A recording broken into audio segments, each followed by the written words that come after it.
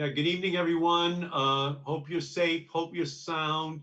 Hope you're not out in this heat, which is crazy. We have a president that doesn't believe in the science of coronavirus and doesn't believe in the science of climate change. So we suffer by having someone who keeps his science advisor in a witness protection program.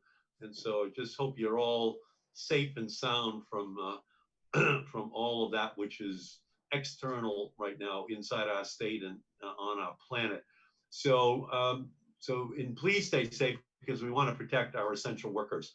So, tonight we're going to have a fascinating discussion. Um, as many of you know, my mother, who was a brilliant woman, very smart, could do calculus for fun. She never had it. Trigonometry, never had it.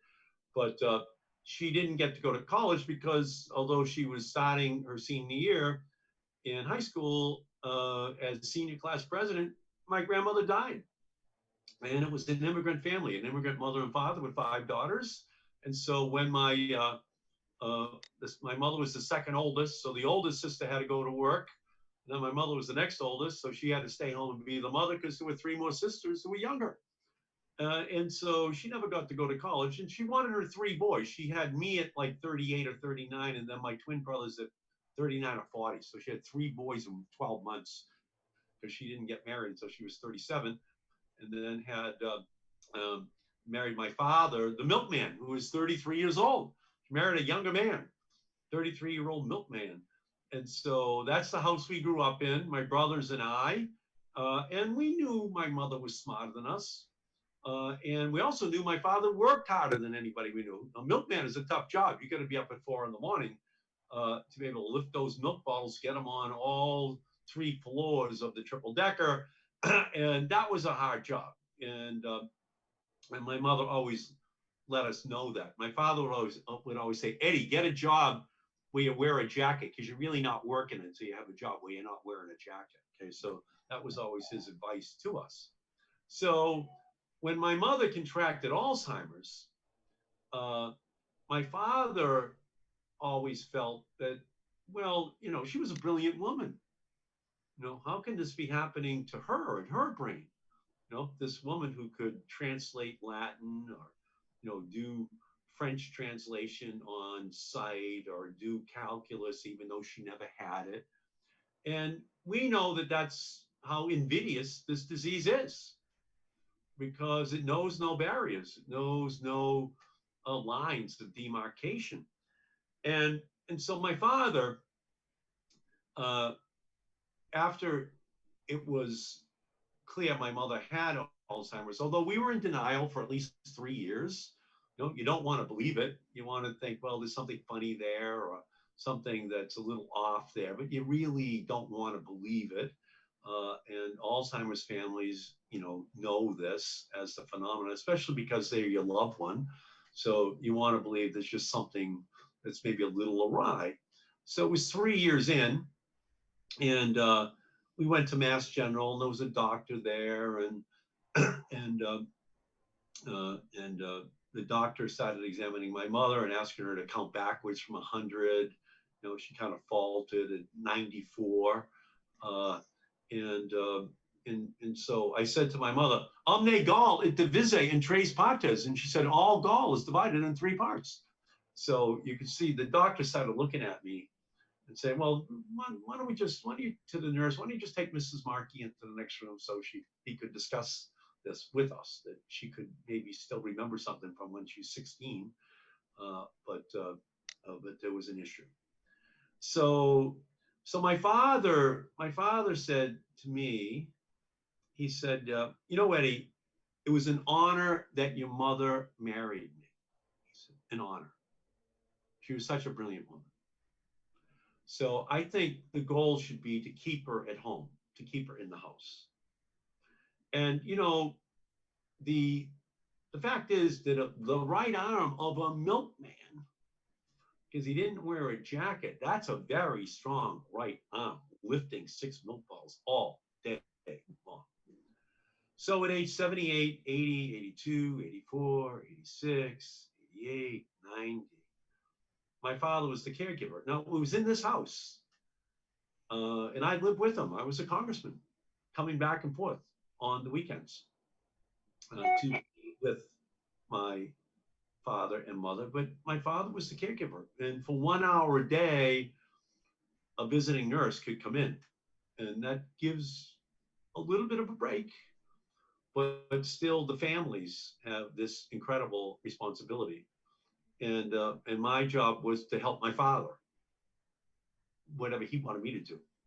Uh, but he was the principal caregiver. And so I saw through him uh, all of all of what 5 million American families have to deal with this Alzheimer's disease.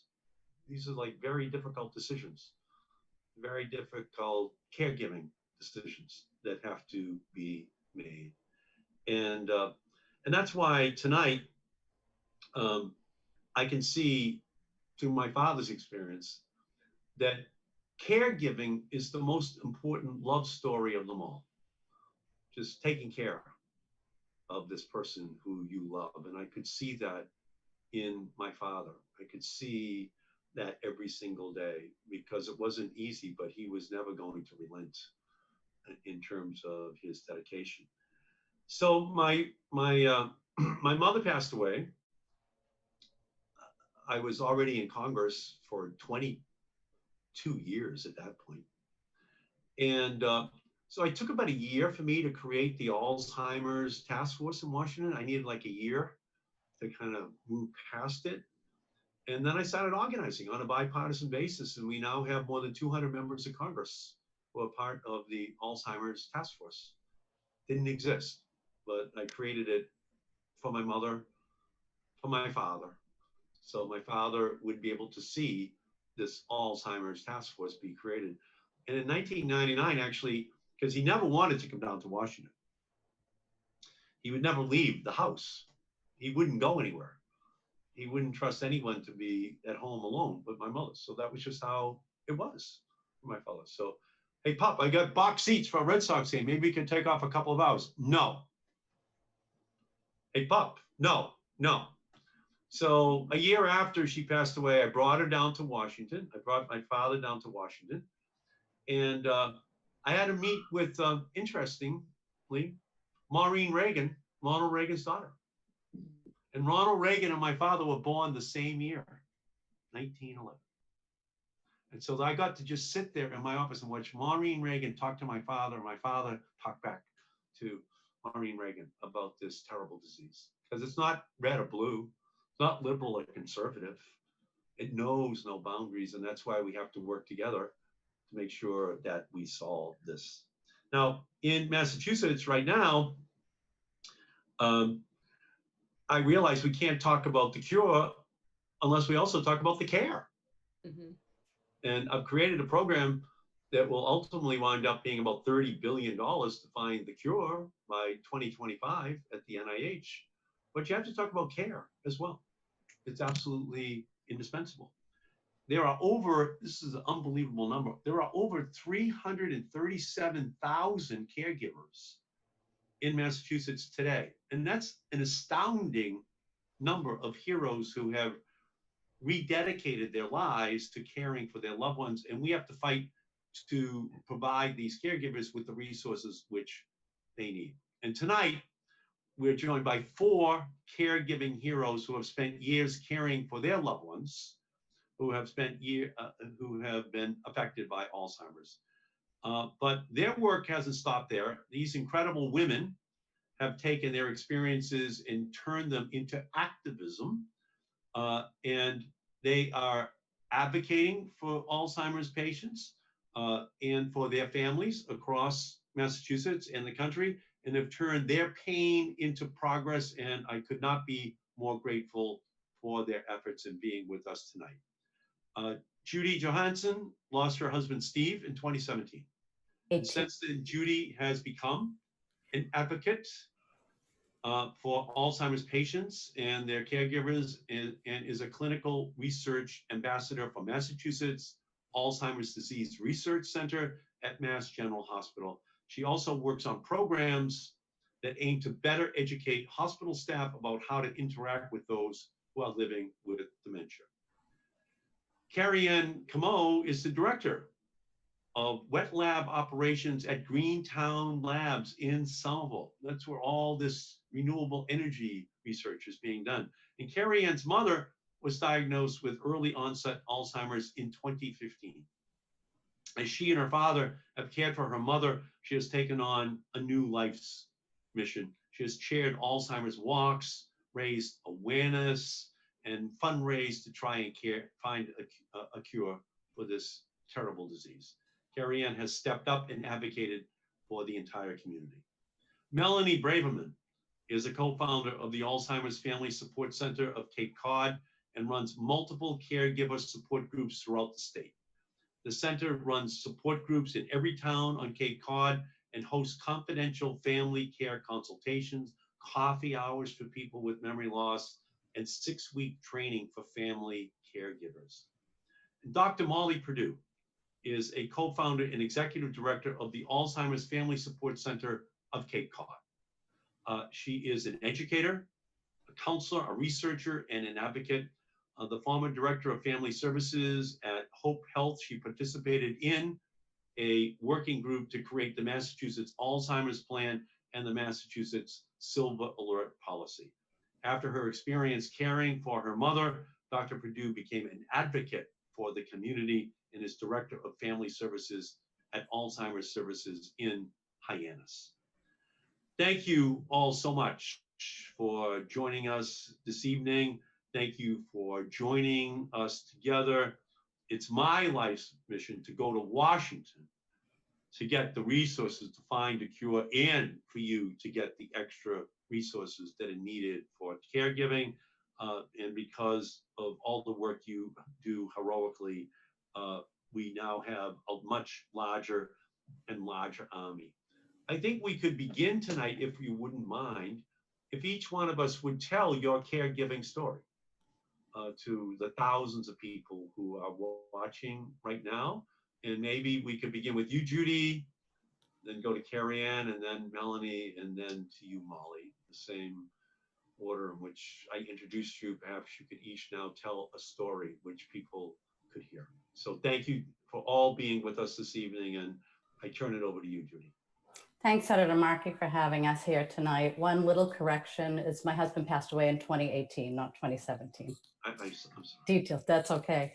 No, but he was diagnosed right before his 59th birthday and lived with Alzheimer's for 6.5 years. We got very involved with the Alzheimer's Association.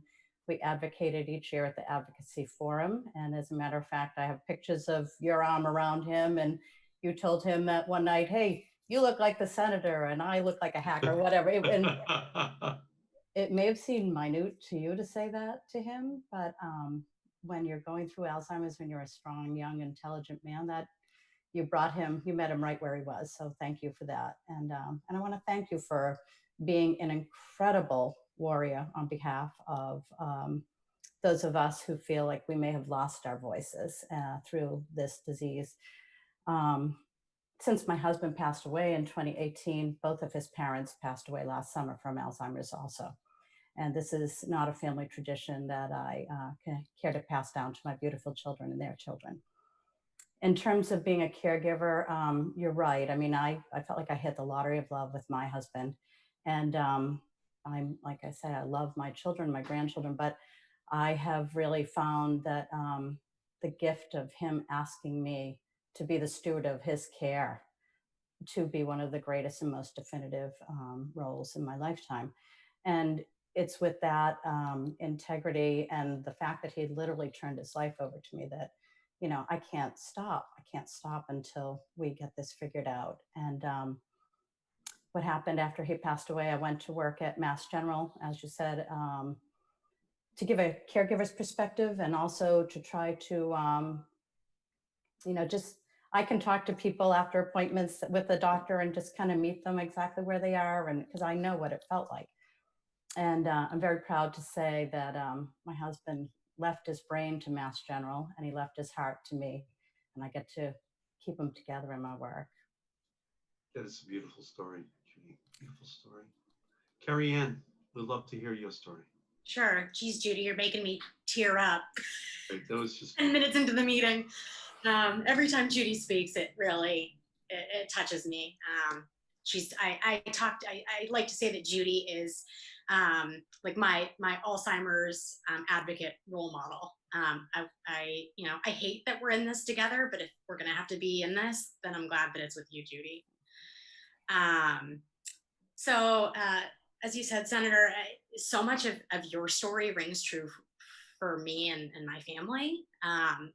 My mom has or had this lexicon. Like, you could pull any word out of her. She used words that, like, I would have to flip open a dictionary and look up. Just so incredibly smart. I can't even count the number of books we have still in our house that she has read.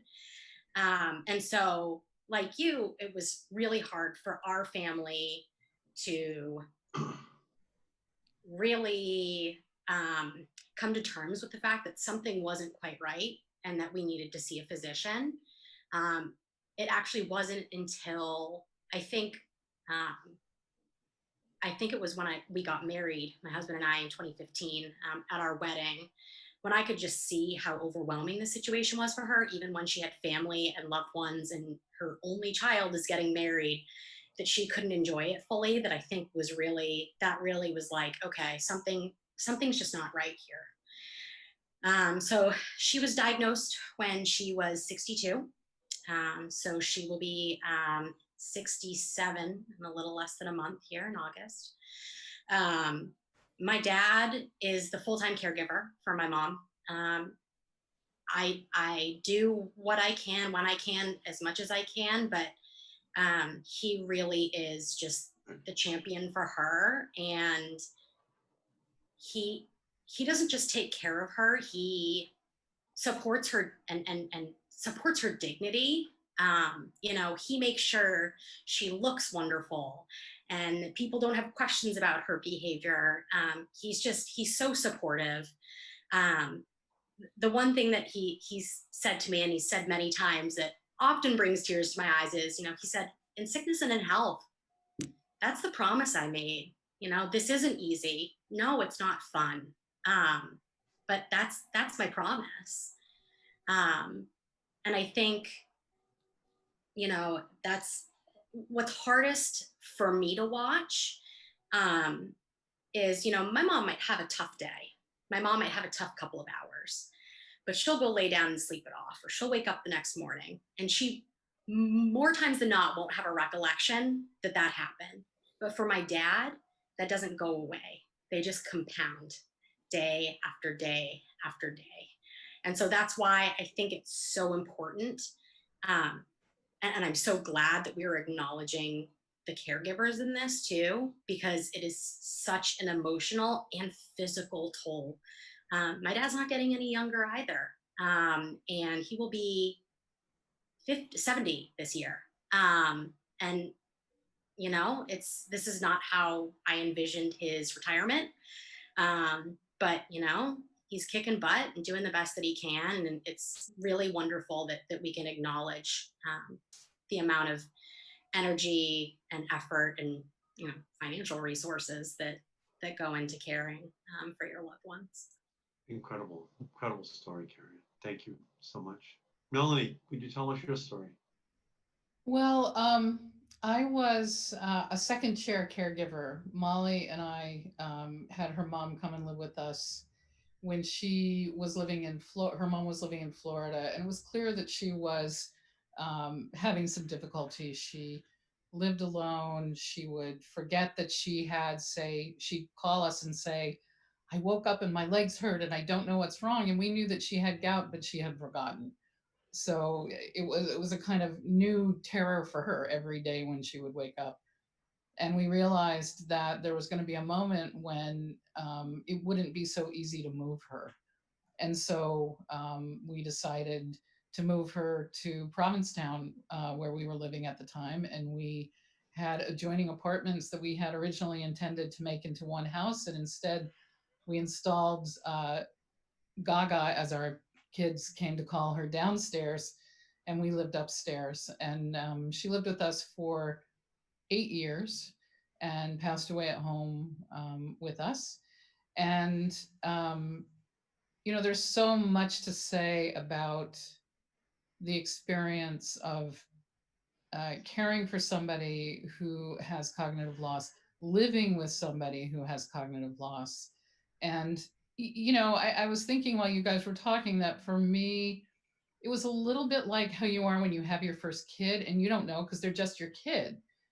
This was our first experience having somebody with Alzheimer's. And so she just seemed like a person that we had to figure out how to help. And um, so she was a person who was very, very social and she loved to party. And so she couldn't really get out to go to parties. So we'd bring the party to her. And there were many things that we intuitively came to understand, and many things that it took us a really long time to figure out. But I look back at that time as being, we had two babies back to back at the same times, and then we all moved into the same apartment together. So we were living in 960 square feet with five of us, two at-risk babies. It was really something. But I will tell you, I look back at that time and I'm not deluded about how hard it was, but I'm also filled with so much joy and so much gratitude for having known Molly's mom, for the way in which she loved us beyond belief. Her gratitude was profound. Her sense of humor was sharp and terrible and witty. Um, she laughed until really right up till the day she died. She taught us how to take care of a baby because even in her diminishment, when we brought our first child home, she showed us how to hold him and she showed us how to talk to him. And there are gifts that she gave me um, that I, those are the things that I hold on to. When I talk to caregivers and people with cognitive loss, as we do every day here, again, I don't feel deluded about how hard it was, but I do know that if you give somebody enough support, if caregivers have enough care and support as they're going through it, their ability to hold on to the beautiful things in their relationship with the person they love remain. And it's not entirely overshadowed by how incredibly hard the work is. And it's funny for me to tell this story before Molly tells hers because she was her mother's primary caregiver, and so it's a slightly different way. But I will say that part of the reason we started the support center is because I think both of us would do it again tomorrow if somebody asked us to, but it should have been a lot easier, and it could have, with a simple kind of support, been much easier to navigate. We were lucky in that we lived in a small community. Our friends, our closest allies, lived right around the corner, so there were people in and out of our house a lot who helped us out. But I did come out of it feeling like this is something people do out of a deep love for another human, and it's a it's something that should be upheld and honored rather than penalized. And and I feel fiercely about that when I look at somebody like Carrie Ann who's still in it. That I tell people all the time, if you never did another good thing for another human, you're going straight to heaven because it's a heroic thing what you're doing. And um, yeah, I think I have come away from it with a particular kind of gratitude and gravity, I would say. Yeah. Yeah. I know my father's in heaven. I know my father's in heaven. It's like such a long haul. My father became a greater and greater man to us. He went to Lawrence High School. He was never going to go to college. He always just said, listen to your mother. Your mother's the smart one. Just do whatever she says. Or, just do it. My job is to just make sure you do what your mother said, because I don't particularly care if you go to college. I just want you to be good guys. And my mother would say, no, no, no, no, no, no, John. They're going to college. Well, do what your mother tells you to do. Okay. And then what he what he then did for her was to, as each year went by, he just got to be, like you're saying, like a greater and greater man. He was always saying, no, it's your mother. Your mother is, the brains. Your mother is who it is. And then every year that went by, my father taking care of my mother, we'd go, wow. He became greater and greater and greater. And like you're saying, it was just the stairway to heaven for him, right? Absolutely. Because just absolutely amazing. So, Molly, would you tell us your story?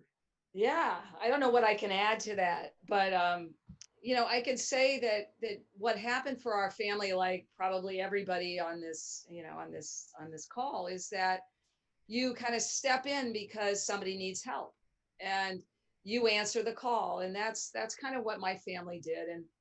And when I'm running support groups, I also say, yeah, and when it's not like you're trying to get on the basketball court, you're saying, pick me.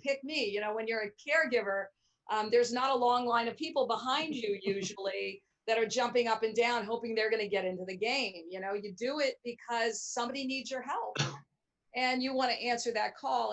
And that's kind of what Melanie and I were able to do for my mom. And like most people, it was a really odd time. I was trying to finish a PhD. We were starting a family. We were living in Provincetown.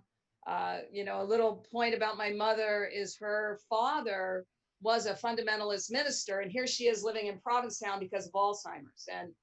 And the first time she went to the hospital, a friend of ours, his name's James Lassine, and he's an actor, he had to pack her bag. And he was, of course, trying on her wigs because he had found her bag in the closet. And that was kind of my mother's entrance into living with us, which she did for 8 years. And when I was trying to finish my PhD, and originally it was going to be on women in sports, and I would keep meeting. I went to Northeastern University, by the way, and my PhD is in law, policy, and society, and I have a counseling degree behind that. But I would go meet with my committee, and they would say, all you're doing is talking about Alzheimer's. And they recommended that I throw everything out and I just change the subject. And this became the subject of my PhD, is what can we do for families dealing with dementia.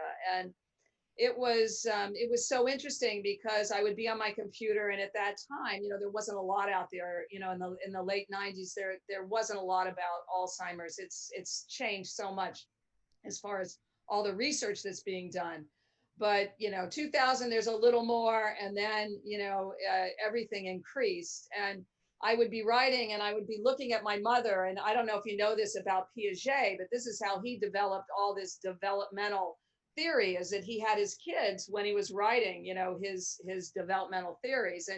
And so we would kind of see some of the things that my mother was going through, and we would and I would try to get my work done, and we raised a family, so we had kids. And one little story is my mother forgot that the kids were ours and thought they were hers. And when we had this upstairs downstairs kind of thing, Sam or Jonah would start to cry, and I'd hear pitter patter on the steps coming up. Now, my mother walked with a walker, and I would be like, oh my gosh, she's going to fall. She can't.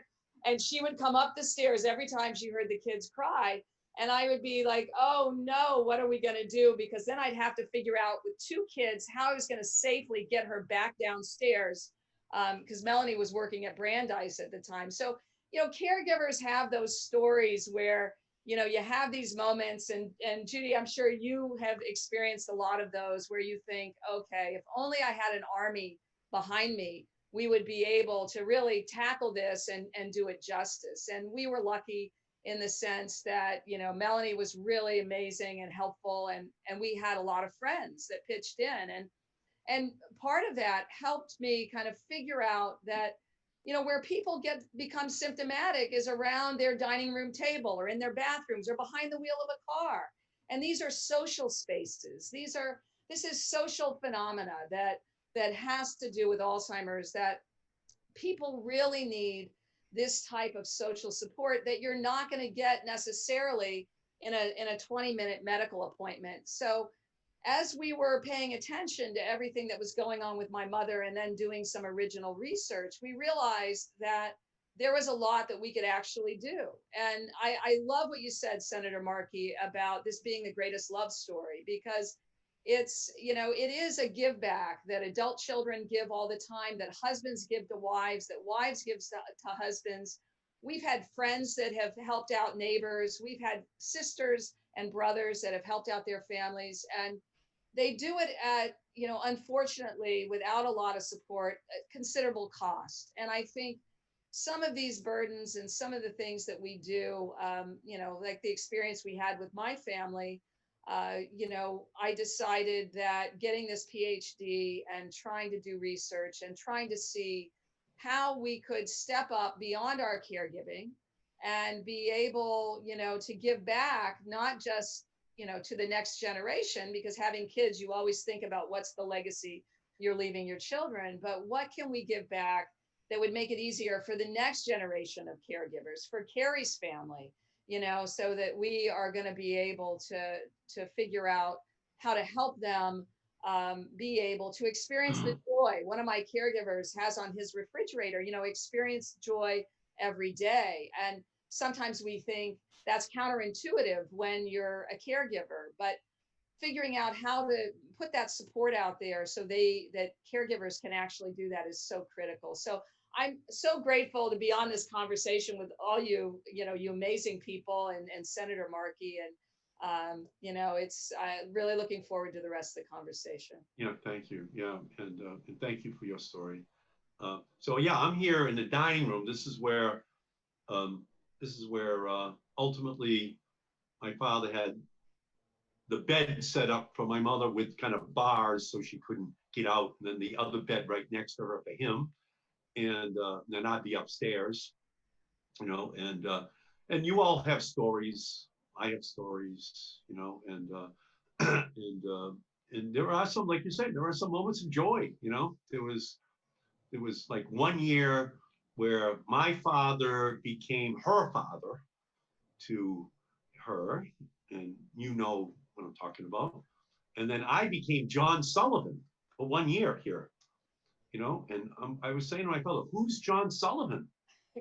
And but she'd always see me and she'd smile and say, good to see you, John, you know, for about a year. And is my father here now, meeting my father? And my father would just laugh about it, you know, it was just a way of, you know, kind of, you know, just dealing with who she was. And so finally, I don't know, it's like a couple of years later, and I'm at a funeral of one of my mother's oldest friends, and this man comes up to me and says, you're Congressman Markey? I said, yes. And he said, my name is John Sullivan. And I said, and I'm your mother's first cousin. And I said, really? Yeah, we were the same age. I lived in Brighton, but your mother was in Malden. They never got out of Malden. And, you know, we were each like the presidents of our senior class. They were always having us compete against each other. What do you do, John? Well, you know, I went to Boston College. I went to Harvard Law School. And my mother knew that she was just as smart as him. But she was 17. She had to give it all up. So I became John Sullivan, you know, in her brain, right? That was a very important character, right? And so there are a lot of really good moments, as we know, you know, that are funny and insightful and wonderful. And but there was a rule. I'll just give you this interesting rule, which is really truly stupid law. I only got it changed 2 years after my mother passed away, and it was called the homebound rule. So listen to this. The homebound rule said you did not qualify under federal law for 1 hour a day for someone to come in to help you if the patient wasn't 100% homebound, meaning they could never leave the house. And that meant that when my father went to the Stop and Shop and had walked with my mother, each holding the carriage, that was breaking the law. When my father would take my mother to the back bench of the Immaculate Conception Church just to go to Mass on Sunday, that's breaking the law because she was not homebound. when we would take her down to Kelly's roast beef on Revere Beach, and I would sit in the back seat and what do you want, pup? What do you want, ma? You know, then I'd just go over and get the clam plate or whatever, and then just sit there looking out at the ocean. You know, that was breaking the law because she wasn't homebound, even though we had to tape over the door so she couldn't open the door. But she loved the ocean. It really calmed her down. That was a stupid law. I got that law changed in 2000. It took me 2 years. There was really a powerful Republican that said, you know, we can't change that law. People will pretend that they have Alzheimer's, so someone will come in to help them an hour a day. And I said to him, believe me, no one is going to pretend they have Alzheimer's. You don't have to worry about fraud. Okay, believe me, it's just not true. I had to find other Republicans who had mothers and fathers or spouses that had the disease. So eventually we crushed that guy. And so that's what I'd like to talk to you about, though, which is, did you have enough caregiving help? Do you think the rules are flexible enough or good enough that you get the help which you need? And what are the changes you would like to see? Because it's almost unimaginable how much money families are saving the federal government, saving Medicaid from having to spend by being the principal caregivers. We're talking hundreds of billions of dollars across the nation that get saved every year because of all the work which the families do. So could you talk a little bit about the help you got? Was it enough? How would you like to see the rules change so you got more help? Can I just, so I just heard recently someone say that, you know, with cancer, you have chemotherapy for a treatment. With heart disease, you can have a stent put in. With Alzheimer's and other related dementias, you have a caregiver. That's the only source of treatment and therapy. And so if we can educate and support our caregivers, it's so overlooked, and it's such a huge deal. Because Steve and I got involved with the, yeah. you know, go ahead. No, go ahead. I think I'm agreeing with you. I think you're right. I just think, I mean, I think that if we can, you know, I love to tell about Steve's neurologist is that she knew that he wasn't the only one with Alzheimer's. I had it too. So what to do for me, you know, are people in my shoes. My husband, by the way, rebuilt the law school at Northeastern University. He was a special projects manager in the construction division. So when you said that, but you know, there's all kinds of fiscal implications too. I mean, my husband was young. He was our breadwinner. And, you know, I worked, I had a family daycare in my home, but I had to stop working eventually. And so now here I am with this single income, and I don't qualify for his Social Security benefits because I'm not 60 yet. So it's like a triple punishment for being young. You know, we lost over 10 years of income anyways, you know, and so we had great support through the Alzheimer's Association, as great as you can get, and great, my 2 grown children were incredible. When I could no longer get my husband at some nights to go to bed, my daughter would hold his hands and walk backwards and sing to him, and he would have followed her to the ends of the earth. But we were lucky. You know, towards the end, people dropped off meals every night. I think that caregiver support is just to know that there's other people who can relate to what you're going through, because we have some pretty wonky stories that people with other diseases may not have. And just to be able to work with people who understand and get you. And, you know, like I say, if you approach through the caregiver, you know, treatment and cure, paramount. But in the meantime, we have over 5 million people living with it and caregivers. This has to be a priority. This is, I think it is, if you can only look at dollars and cents, like you say, it saves the country a lot of money. My husband was home up until 5 months before he passed away.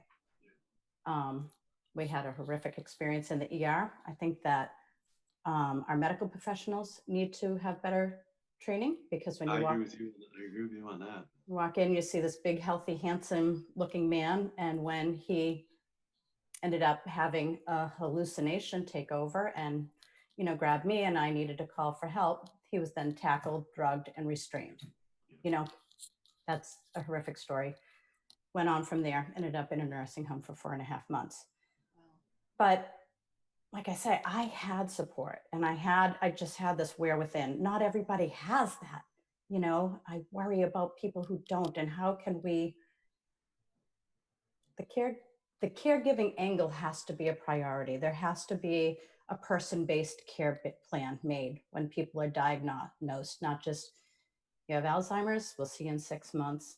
You know, it's not even talked about really how it's a terminal diagnosis. So, you know, I could go on and on, but so can everybody here. So, Thank you. No, and Molly, you wanted to jump in there?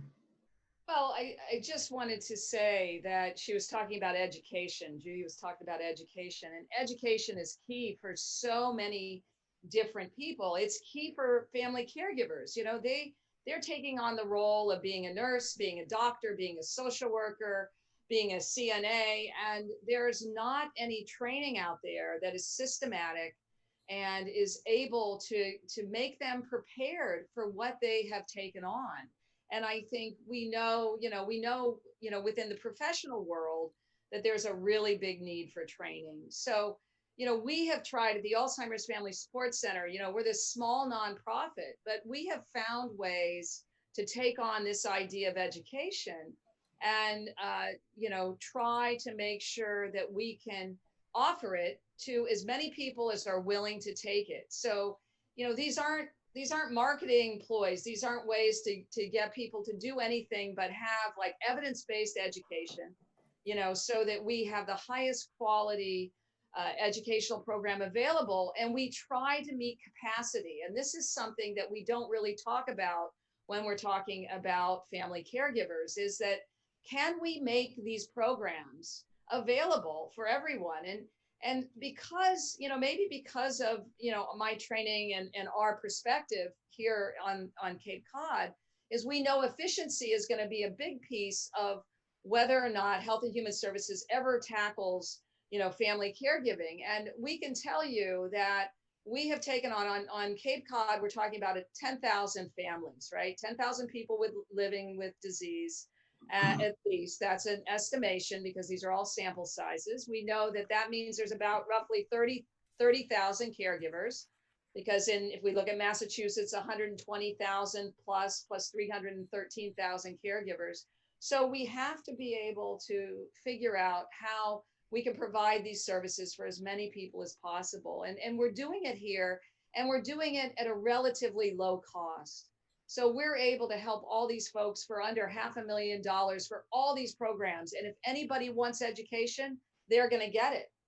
There's never going to be the class is too full, we can't get it for you. And what we've tried to do, because COVID and Alzheimer's, they're moving on, whether we like it or not right now. And so we have to continue to provide education. And so we're doing that, and we're doing it virtually.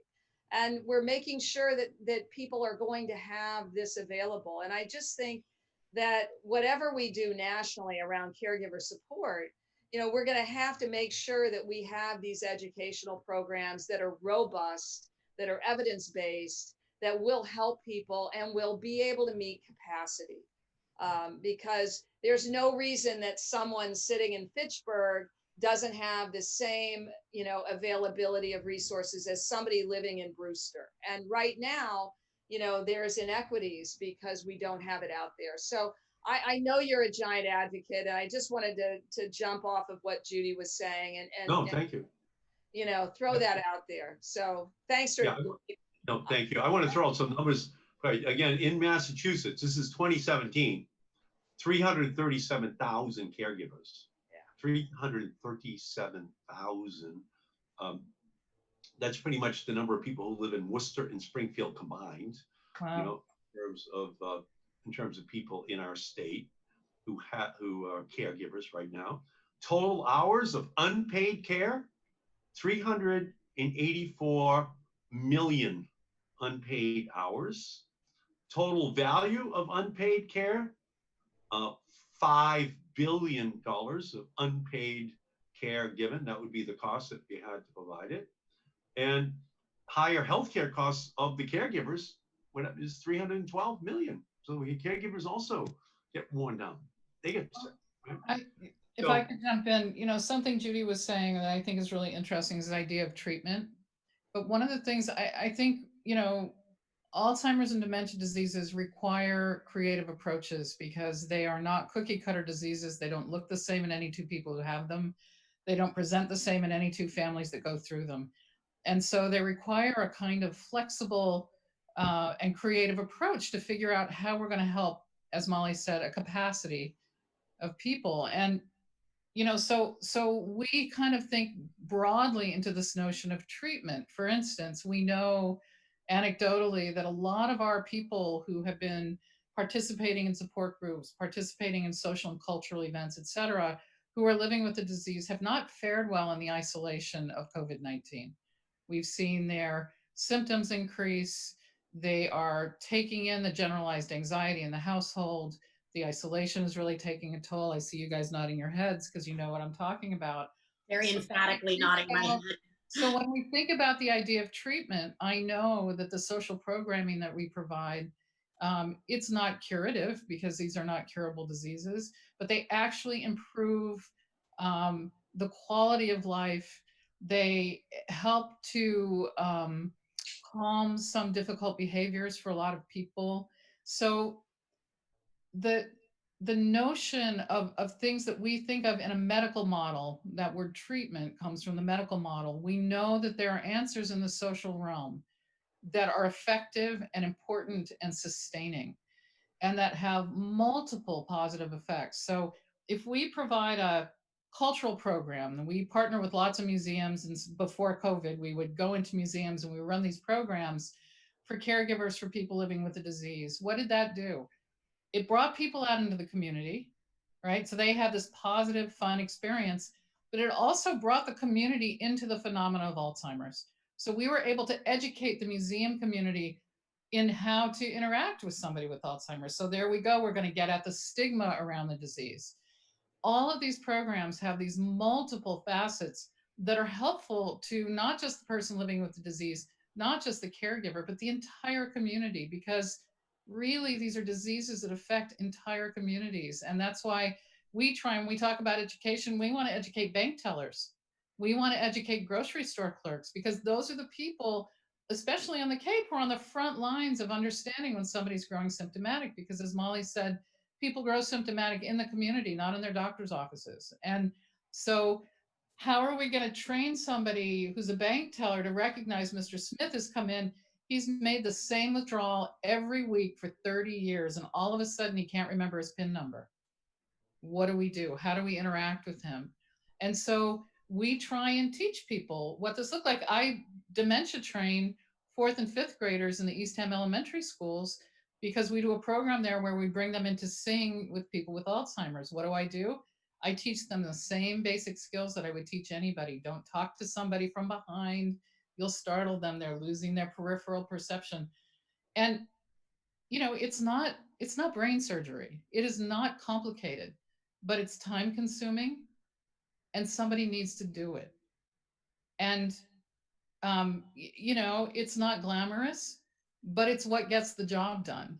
And so I think that we have to really think broadly into this notion. What is an effective treatment for somebody with Alzheimer's? Well, we know somebody with Alzheimer's can't live without their person. It's unlike any other chronic terminal disease. You can't have it on your own. So how do we support that person so that they don't go down? Because if they go down, their person's going down.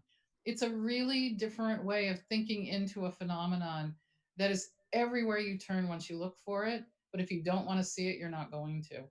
And wow. that it's a really hard thing. Yeah. What a great insight. Carrie Ann. Yeah, so many things. You guys just my brain is exploding. Melanie, your point about training people just out in the community is so spot on. aside from the fact that, you know, as I shared that during my wedding, that was a big thing for us. The second really big trigger for us, the receptionist from my mom's dentist office called me. She called me and she said, Carrie Ann, I just wanted to talk to you. There's something weird going on with your mom. You know, she came in on the wrong day. She was really like above and beyond how frazzled any human being should be for making such a small error. And the fact that she said something, and it's not a knock on any other care, you know, anybody else she has on her physician team, but not her primary care physician, the receptionist at the dentist's office, and the fact that she took the time to call and because like that was a real wake-up call for us. That was another one of those additional steps that was like, okay, we can't ignore this anymore. This isn't just like, oh, mom hasn't been working for a couple of years, so why would she need to know what day of the week it is? This was like, that was the wake-up call. And having people recognize those symptoms sooner is so important. Senator Markey, the one thing that I just like, you said the numbers and it just, people forget my dad's not getting paid to do this. Nothing, not a dime.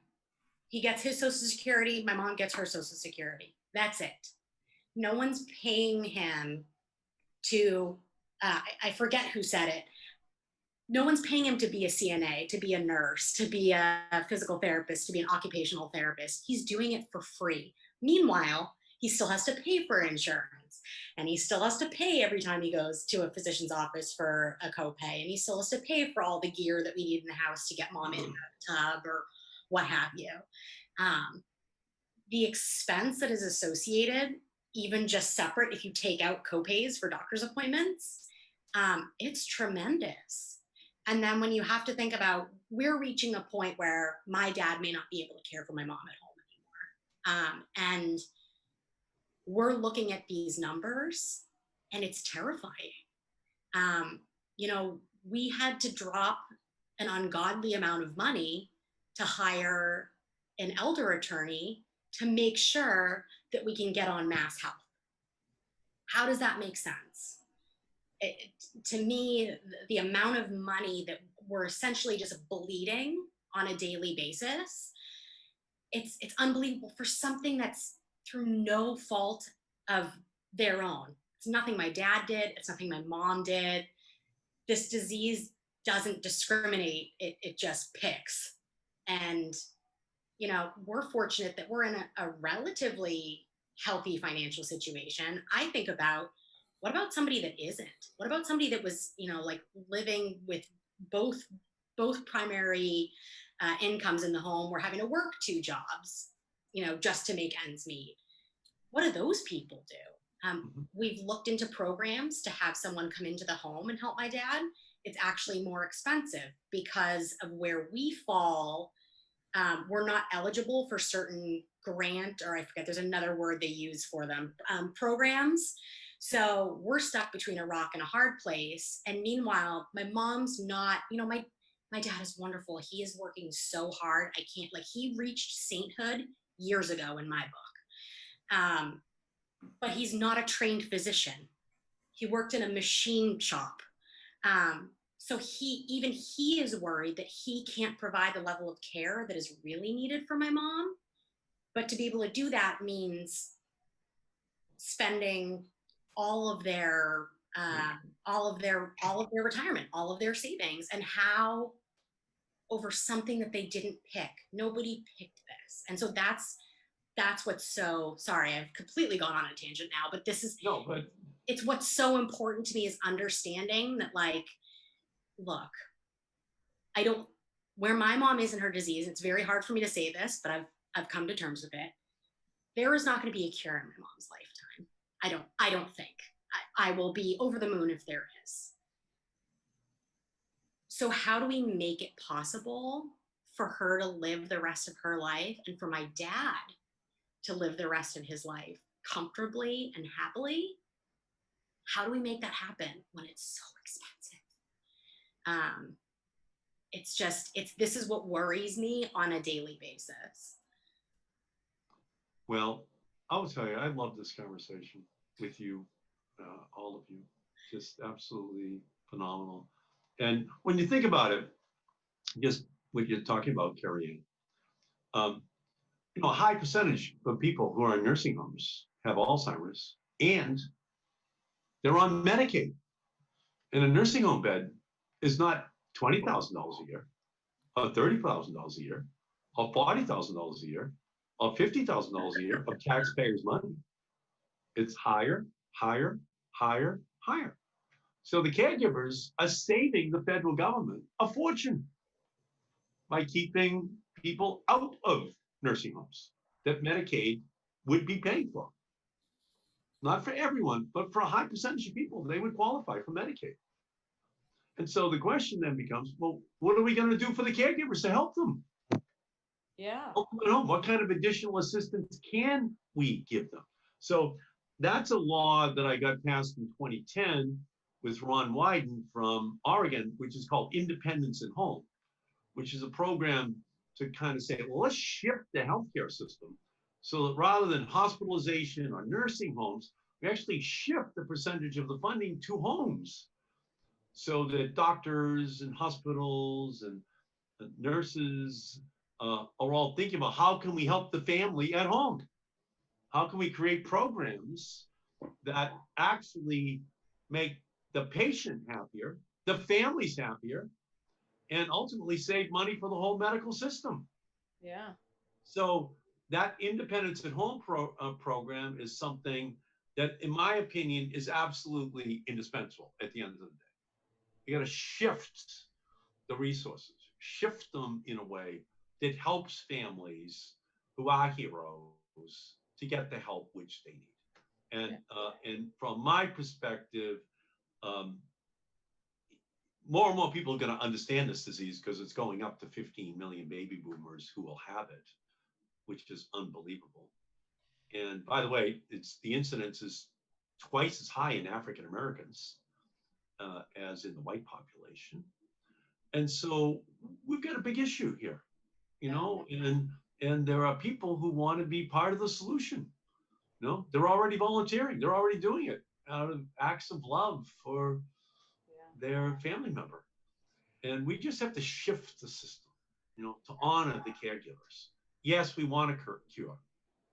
And I was able to pass a law in 2014 that has the NIH telling the Congress each year how much money they need to find the cure by 2025. And it's going to be a massive amount of money, like $30 billion. It's not a mission to the moon, it's a mission to the mind. The mission to the moon was just so 60s, right? Mission to the mind is much more complex, as we know. Just the labyrinthian passageways of the brain are just so much more complex. I think that one of the things, and I think Molly can speak more directly to this, there are caregiver interventions that are evidence-based that have been shown to save caregivers thousands of dollars by providing simple supports that help people keep people home longer and fare better. And Molly, can you talk a little bit about the NYU study, just briefly? Well, I don't want to. Let me just say, Senator, that I do think that there's room for finding a way to look at some of the interventions that have been around that have been able to break down some of the burdens of care and provide support early so that families will actually fare better. And there are efficiencies that are written into giving people early support so their money goes further. So for example, this NYU that Melanie's talking about, it's a counseling program where you create a social safety net with the family. You get people involved in education and support groups.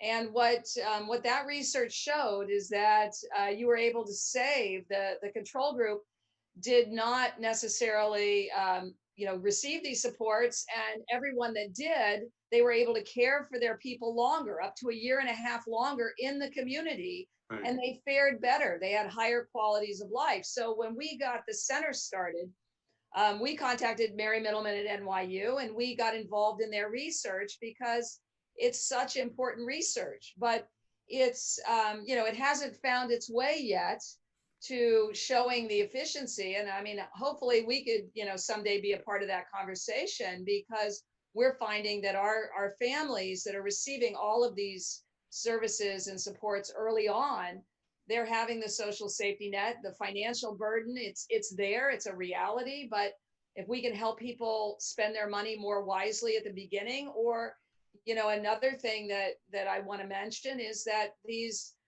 some of the psychiatric issues that go hand in hand with these brain diseases, if people are able to get to psychiatrists early and get really really good information, good education, good all sorts of good support, they're able to fare better. Because the reason why people end up going into nursing homes earlier, usually it has nothing to do with how far along in the disease process they are. It has to do with behaviors. It has to do with sleep deprivation of caregivers. It has to do with all these things that we know how to do something about. And I feel like you're such a champion of this issue, sir, that anything to kind of move this conversation along, because this has been so important to you. I think clearly, all of us here today are very willing to continue to move that, kind of punt the ball up the road, so to speak, because we know that we can provide support for our families that are going through this. Yeah, and again, you're all heroes, but heroes need help. And again, not everyone has the right arm of a milkman, who can do this just because you're so strong. And I'll just finish up by telling this story.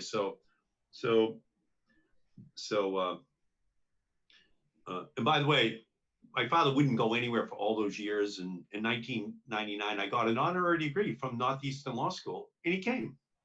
But I couldn't get him to come to anything for 20 years because of my mother. Yeah. So he's there at Northeastern, just talking to you, Judy, because of your husband's work at Northeastern Law School. So it was about a year and a half after my mother passed away, and then the spot showed up on my father's lungs. And my father had smoked 2 packs of Camels from age 12 up in Lawrence, living on the first floor of a triple decker in the shadow of the mills. And he told me when I was 12, I know you're going to smoke 80 at 12 because I started to. Just don't take the money out of my pockets for the Camels. And my mother talked me into never having a smoke because she convinced me it was a disgusting habit, these smoke rings at the kitchen table every night. So I've never had a cigarette. But at age, 89, the spot showed up on my father's lungs. And we're talking to the physician. And the physician said to my father, Mr. Markey, taking care of your wife all those years, that kept your adrenaline level at an unusually high level. That's what fended off the cancer. You're taking care of Mrs. Markey all those years. Huh? That's the level of energy that goes into caregiving. And then it finally showed up, that spot, the 2 packs of Camels for 50 years finally showed up. But it's what the doctor said to me, which really stuck with me, that taking care of my mother is what energized him, is what kept him strong. And that's how families are.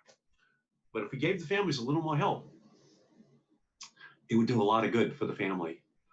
It would do a lot of good for the individual, and it would do a lot of good for our society too. So I just can't tell you all how much I really enjoyed this evening. This is just an incredible conversation, and it's an hour and 5 minutes we've been talking. It just seems like it went by in a nanosecond. And I want to thank all of you for everything you do for this issue. And I want to thank everybody who has been joining us this evening. This is an incredibly important issue. We need to find a cure, but we need to help caregivers at the same time. And that's my mission. That's my mission in the Senate now, and it'll be my mission if I'm given the honor of serving 6 more years. I will have the back of all of the families that are confronting this disease. It's a mission to the mind, and we have to complete it. So thank you all so much. Thank you for this wonderful conversation. Thank This you. is Thank great. you for everyone. all you do. This evening. Thank you.